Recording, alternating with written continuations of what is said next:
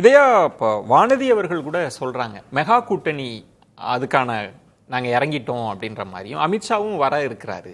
இப்போ தென் மாவட்டத்தில் பாஜகவுக்கு வெற்றி பெறணும்னா இவங்க தேவைன்ற இடத்திலிருந்து அவங்க காய்களை நகர்த்துவாங்களா பாஜக? அப்படி வாய்ப்பு இருக்கு. இப்போ நீங்க தமிழ்நாட்டை பொறுத்தளவில் இப்போ விஜய் பார்ட்டி உள்ள புதுசாக உள்ள வந்தனால இந்த தேர்தல் களத்தில் சிறு சிறு கட்சிகளினுடைய பார்கெனிங் பவர் ஏறி இருக்கு. ஆமா, ஏன்னா உங்களுக்கு ஆப்ஷன் நிறைய இருக்கு. முதல்ல ஒரு ஆப்ஷன் தான் டிஎம்கே விட்டா ஏடிஎம்கே, ஏடிஎம்கே விட்டா டிஎம்கேன்னு இருந்ததை தாண்டி இப்போ ஒரு புது ஆப்ஷன் கிடைக்கவும் இப்போ திமுக என்ன நினைக்குது, தன்னுடைய வெற்றியை கட்டுக்கோப்பாக வைக்கணும்னா இருக்கிற கூட்டணியை தாண்டி எக்ஸஸாக சில கட்சிகளை உள்ளே கொண்டு வரணும்னு நினைக்கிறாங்க. ஏற்கனவே அவர் கமலஹாசன் ஒன்று, எஸ்டிபிஐ ஒன்று, அங்கே இருந்தது வந்துருச்சு, ஒன்று தனியாக நின்னதும் ஒன்று ஏடிஎம்கே வந்தது வந்திருக்கு. இப்போ இன்னும் தேமுதிகவோட பேச்சுவார்த்தைகள் நடந்துகிட்டு இருக்கு, நமக்கு எல்லாருக்கும் தெரியும். திரு ஓபிஎஸ் உடைய ஒரு பேச்சுவார்த்தை நடக்குது, டிடிவியோடய நடக்குது. எப்படின்னு வந்ததுன்னா பாமக கூட பேச்சுவார்த்தை நடக்கிறதா கூட ஒரு தகவல் இருக்கு. அதனால இவ்வளவு பெரிய மெகா கூட்டணியை அதுதான் மெகா கூட்டணி நடக்கணும் முயற்சி நடந்துகிட்டு இருக்கு. ஏன்னா அவங்களுக்கு என்னன்னா விஜயோட எந்த பார்ட்டியும் போயிடக்கூடாது அப்படின்றலாம் அவங்க இதா இருக்காங்க, உஷாரா இருக்காங்க. திமுகவுக்கு சிக்கல்ல எப்படி இடத்த அது அவங்க பிரச்சனை, அது அப்படி பார்ப்பாங்க. அவங்களுக்கு தான் சொல்றேன்ல, சில சமயம் நீங்க பொருளாதார ரீதியா சில பேரை தொகுதிகளுக்கு செலவு நாங்க பாத்துக்கிறோன்ற மாதிரி குறைக்கலாம். அந்த மாதிரி சீட்டு தர மாட்டாங்க, அவ்வளவுதான். இல்ல, கொடுக்கறவங்களுக்கு திமுக சின்னத்திலே கொடுப்பாங்கல்ல, அதுவும் இருக்குல்ல. கொடுக்கறவங்களுக்கு ஏற்கனவே மதிமுக, கொங்கு மக்கள் தேசிய கட்சியெல்லாம் திமுக சின்னத்தெல்லாம் கடந்த தேர்தலில் நின்னாங்க. அது மாதிரி ஒரு 9 சீட்டு. இது இல்லாம தனியார் கருணாஸ், தமிமுன் இப்ப நிறைய வரைக்கும் வந்துட்டாங்க. இப்ப நிறைய அவங்க நிறைய சிங்கிள் சீட்ஸ் நிறைய இருக்கு கொடுக்க வேண்டியது. அதை தாண்டி அவங்க ஒரு மெகா கூட்டணியா அவங்களோட அவங்க 200 இலக்குன்னு வச்சுக்கிட்டு இருக்காங்க. ஆனா திரு இதையா மணி அவர்கள் சொன்ன இடம், அமித்ஷாவே களத்துல இறங்கி கூட்டணி அமைப்பதற்கான பேச்சுவார்த்தை அப்படின்னு போறாருன்னு வைங்க. அவங்க மத்திய அரசு இருக்கு, அவங்களுக்கும் அதிகாரம் இருக்கு, அவங்களும் அகாமடேட் பண்றதுக்கான பல வாய்ப்புகள் இருக்கு. அவங்களும் ஆஃபர் பண்ணாங்கன்னா கண்டிப்பா அவங்களும் பண்ணுவாங்கன்னு அதை சொல்ல வந்தேன். அதாவது அவங்களும் இப்ப திமுக அந்த முயற்சி பண்ணிட்டு இருக்குல்ல, அப்ப அந்த ஆப்ஷன் அவங்களுக்கு திமுகவுக்கும் போயிடும் அல்லது தாவேக்காவுக்கு போயிருன்றப்ப இப்ப அதிமுக கூட்டணியை பலப்படுத்த வேண்டிய இடத்துல இப்ப அங்க அதிமுக கூட்டணியில இருந்தே திரு அண்ணாமலை போன்றவர்கள் என்ன செய்தி அனுப்புறாங்க, இது பலவீனமான கூட்டணி அப்படின்னு சொல்றான் அப்படின்னு போய் தகவல் சொல்லலாம்.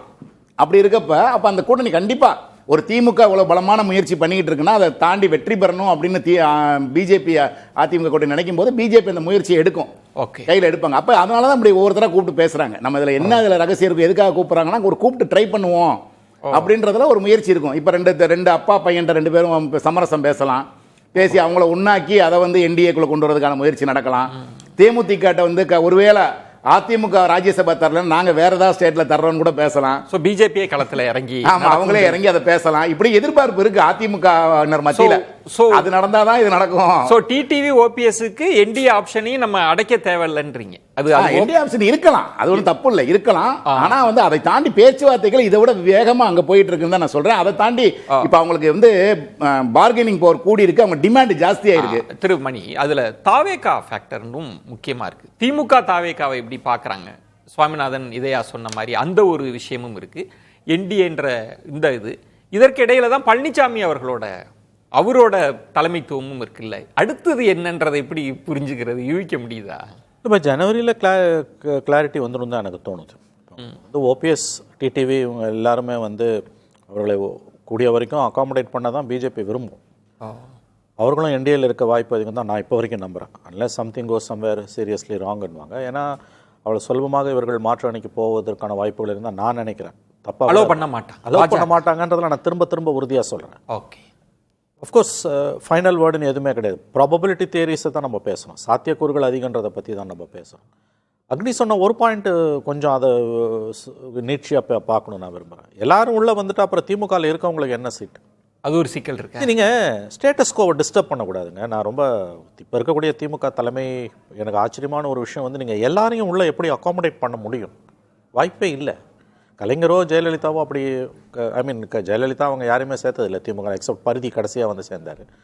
2001 எலெக்ஷன் அனௌன்ஸ் பண்ண பிறகு தமிழ் குடிமகன் போனார். ஆமாம், இந்த 2 உதாரணங்களை தவிர திமுகவில் முக்கியமான ஆளுமைகளாக முகமறிந்த நாடறிந்த முகங்களாக இருந்தவர்கள் யாரும் போனதை எனக்கு தெரிஞ்சு இல்லை. வேறசு இப்போ கலைஞர் அவர் ஏடிஎம் கிளந்து இவ்வளோ பேரை இழுத்ததை எனக்கு ஞாபகம் இல்லை. இப்போ நிறைய பேர் இப்போ இன்னைக்கு கூட சின்னசாமின்னு ஒருத்தர் போயிருக்கார். அவர் சில நாட்களுக்கு முன்பு ஓபிஎஸ் சிபிஎஸ் 2 பேரும் கூட்டு தலைமையால் நீக்கப்பட்டவர் கட்சியிலேருந்து, அண்ணா தொழிற்சங்கத்தில் முறைகேடுகள் நடந்ததாக. இப்போ நீங்கள் இந்த மாதிரி எல்லாரையும் உள்ளே சேர்க்கும்போது டிஎம்கேக்குள்ளே இருக்கக்கூடிய அந்த பவர் ஈக்குவலிபிரியம் அது டிஸ்டர்ப் ஆகுது. அதனால நீங்க 2+2 பாலிடிக்ஸ்ல 4 ஆகாது, 0 கூட ஆகும். ஏன் எல்லாரையும் சேர்க்க முடியாது உள்ள. எல்லாரும் போய் நாளைக்கு திமுகவில் சேர்ந்துட்டாங்கன்னா திமுக ஜெயிச்சிருமா? இது வாய்ப்பே கிடையாது. இப்ப இருக்க கூட்டணியை வச்சே கூட அவங்க ஜெயிக்கலாம், எல்லாரும் சேர்ந்து தோக்கலாம்.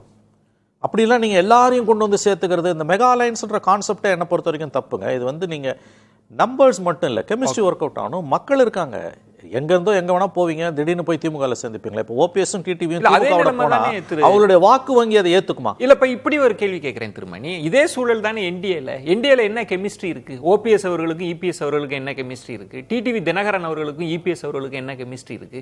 பாஜக சேர்த்து வச்சதுன்ற ஒரே காரணத்துக்காக சேர்ந்தா மட்டும் அங்க மட்டும் எப்படி கெமிஸ்ட்ரி? இல்ல விஜய், நீங்க ஒரு தப்பு பண்றீங்க. ஏடிஎம்கேன்ற கோர் ஓட் பேங்க், அவங்க ஆன்டி டிஎம்கேன்றது அவங்களை ஒருங்கிணைக்கக்கூடிய சக்தி. அது ஏடிஎம்கே பிஜேபியோட அலைன்ஸ்ல இருக்குது. 19ல் ஏடிஎம்கே பிஜேபியோட அலைன்ஸ்ல இருந்தது, 21ல் அலைன்ஸ்ல இருந்தது. அஃப்கோர்ஸ் டிடிவி மட்டும் இல்லை. இப்போ 24ல் வந்து பிரிஞ்சு போனாங்க. அங்க ஜெல்லாவதுக்கான வாய்ப்புகள் உண்டு, ஏன்னா அது கோர் ஏடிஎம்கே ஓட் பேங்க். ஆனா 3 தனி நபர்களினுடைய ஈகோன்ற ஒன்று இருக்கு.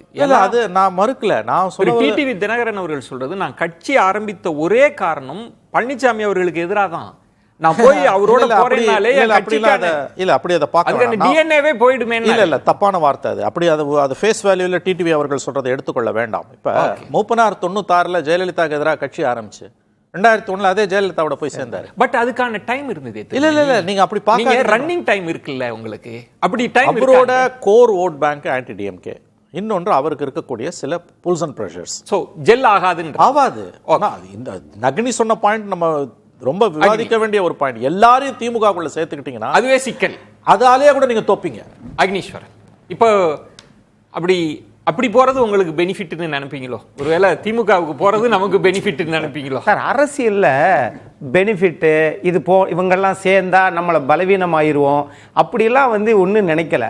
அதிமுக என்கிற மாபெரும் இயக்கம் புரட்சி தலைவருக்காக, அம்மையார் ஜெயலலிதாவுக்காக இன்றைக்கு ஒருங்கிணைந்த அதிமுக மாண்புமிகு எதிர்க்கட்சி தலைவர் எடப்பாடி பழனிசாமி இருக்குது. அவர் தன்னை நம்புகிறார், தன்னை வளர்த்த இயக்கத்தை நம்புகிறார். மணி அவர்கள் சொன்ன எல்லாமே ஏடிஎம்கே ஓட் பேங்க் தான், கோர் ஓட் பேங்க் தான், எல்லாம் தாயா பிள்ளையா இருந்தவங்க தான், மாற்று இல்லை. இவர்களாகவே பேசி இவர்கள் ஒன்றிணைகிறார்கள்னா அதனோட கெமிஸ்ட்ரி, அதனோட வைப்ன்றது வேற. டெல்லி முடிவு பண்ணுது, அதனால இவங்க வராங்க அப்படின்னா அது மட்டும் கரெக்டா இருந்துருமா? நீங்க திமுக எப்படி சொல்றீங்க? 2024ல மட்டும் இவங்களோட வேண்டான்னு சொல்லிட்டு இதே பாஜக கூட தனியா போனா மட்டும் அது வந்து எம்ப சுபிட்சமா இருக்குதா உங்களுக்கு? அது எப்படி? இப்போ மீண்டும் மீண்டும் மரியாதைக்குரிய டிடிவி தினகரன் சொல்லுவது நோக்கம் என்னன்னா, எப்பா என்ன என்டிஎல்லாம் யாரும் கூப்பிடாதீங்க. ஏன் தெரியுமா? அதுக்கு தான் திரு எடப்பாடி பழனிசாமியை நான் வந்து சீண்டிக்கிட்டே இருக்கிறேன். ஆனா பாஜக நினைச்சா கூட அதிமுக என்கிற அந்த கோர் ஓட்டு இருக்கு இல்லையா, அதற்காகத்தான் பாஜகவே இங்க வந்து அதிமுக கூட்டணி வச்சிருக்குது. சுவாமிநாதன், இதுல நம்ம அதிமுகன்ற கோணத்தை எடுத்து பேச வேண்டியிருக்கா? ஏன்னா பழனிசாமி அவர்கள் என்ன நினைக்கிறாங்கன்றது ரொம்ப முக்கியம். அதை தான் அக்னீஸ்வரன் சொல்றாரு. அமித்ஷா நினைக்கலாம், என்டிஏவுக்கு தேவைன்னு கூட நினைக்கலாம், பட் டேர்ம்ஸ் போடுற இடத்துல பழனிசாமி அவங்க தானே இருக்காங்க. பழனிசாமி அவர்கள் முன்பு 2 வாய்ப்புகள் இருக்கு. எப்படி ஓபிஎஸ் டிடிவி தினகரன் அவர்களுக்கு முன்பு 2 வாய்ப்புகள் இருந்துச்சோ அது மாதிரி எடப்பாடி பழனிசாமி அவர்கள் முன்பு 2 வாய்ப்புகள் இருக்கு. ஒன்று, அவர் முதல்வராக வேண்டுமா அல்லது பொதுச் செயலாளராகவே தொடர வேண்டுமா என்கிறது, எதிர்க்கட்சி தலைவராகவே இருக்க வேண்டுமா? இந்த மக்கள் தான் முடிவெடுப்பாங்க, தலைவர்கள் முடிவெடுக்க முடியாது.